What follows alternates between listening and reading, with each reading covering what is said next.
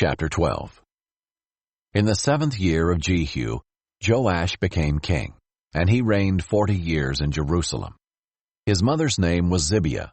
She was from Beersheba. Throughout the time the priest Jehoiada instructed him, Joash did what was right in the Lord's sight, yet the high places were not taken away.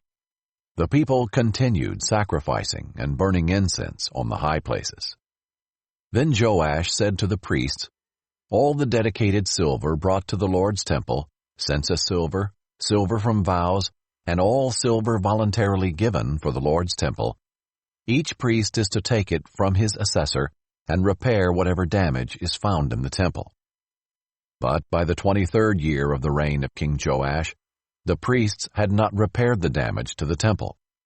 So King Joash called the priest Jehoiada and the other priests and asked, "Why haven't you repaired the temple's damage? Since you haven't, don't take any silver from your assessors. Instead, hand it over for the repair of the temple." So the priests agreed that they would receive no silver from the people and would not be the ones to repair the temple's damage. Then the priest Jehoiada took a chest, bored a hole in its lid, and set it beside the altar on the right side as one enters the Lord's temple. The priest who guarded the threshold put into the chest all the silver that was brought to the Lord's temple. Whenever they saw there was a large amount of silver in the chest, the king's secretary and the high priest would go bag up and tally the silver found in the Lord's temple. Then they would give the weighed silver to those doing the work, those who oversaw the Lord's temple.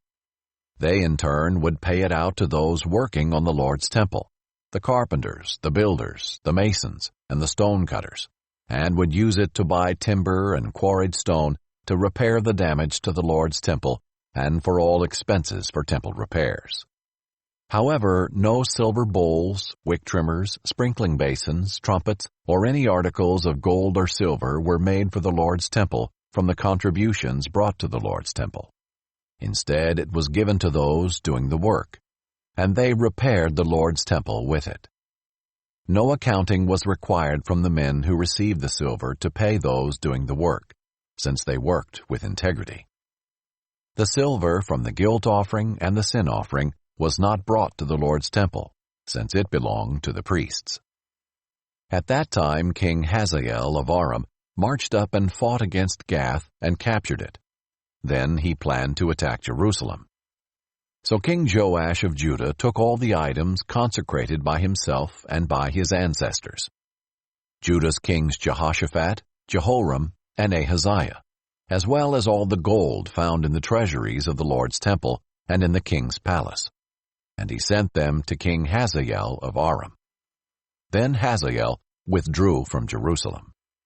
The rest of the events of Joash's reign, along with all his accomplishments, are written in the historical record of Judah's kings. Joash's servants conspired against him and attacked him at Beth Millo on the road that goes down to Silla. It was his servants Jozabad son of Shimeath and Jehozabad son of Shomer who attacked him. He died, and they buried him with his ancestors in the city of David, and his son Amaziah became king in his place.